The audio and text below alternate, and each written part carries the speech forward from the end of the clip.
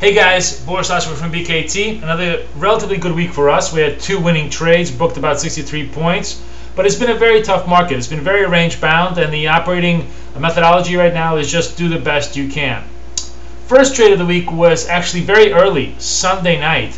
We decided we wanted to go short euros. And frankly, this was a story that we felt was a continuation of the 7-3, the July 3rd move, when Trichet came out. He said, I have no bias, and that really pushed the euro all the way from 59 down to 57, and there was going to be more continuation. So we thought there was going to be more downside move potentially in the euro, and that gave us an opportunity to take a look at some trades Sunday night. And we chose Euro Aussie because that, of course, was the one that was in the trend. We always want to be looking for the trade that is in the trend.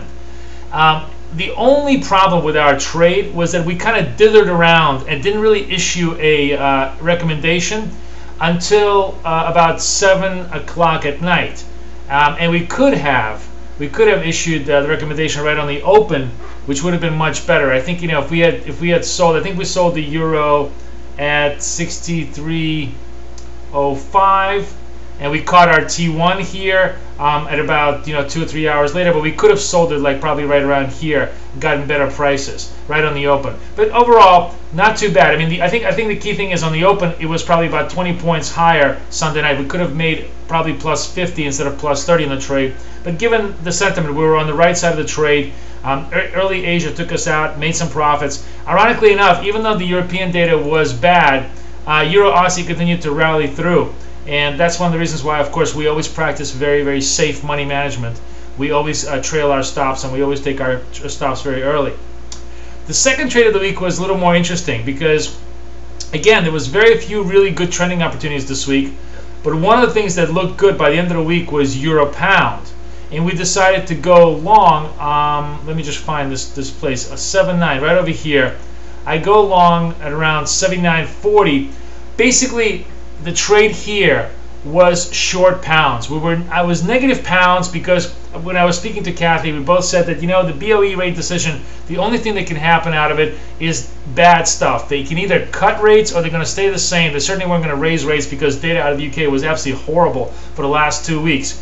So there wasn't much potential for the upside to the pound. Euro pound was in an upward trend. We thought there was going to be good potential. We were aware of the fact that European data was soft, but we thought that overall on balance it was probably the right trade to take, which in fact we did.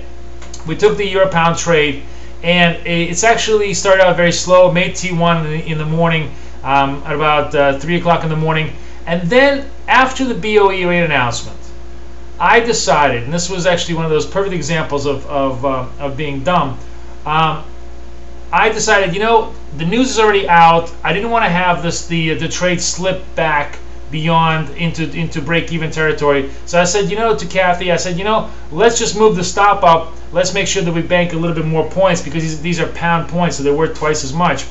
And we went to 51 stop, and of course we got stopped out. And the irony of the whole thing is I had forgotten there was going to be Bernanke testimony and Paulson testimony, which is going to be very, very euro bullish as the day wore on, and euro pound just went all the way up.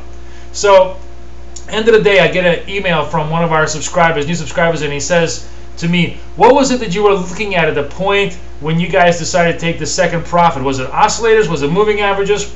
To which I replied, the only thing I was looking at was looking at being stupid, which is exactly what it was. This was a deviation from our model. We should have stayed with simply our methodology of either getting stopped out on the second part of it at break even or holding the trade for a potential upside move. Would have made more points. But overall, still a pretty good week. 63 points booked. And I look forward to trading with you guys next week. This is Boris Schlossberg for BKT.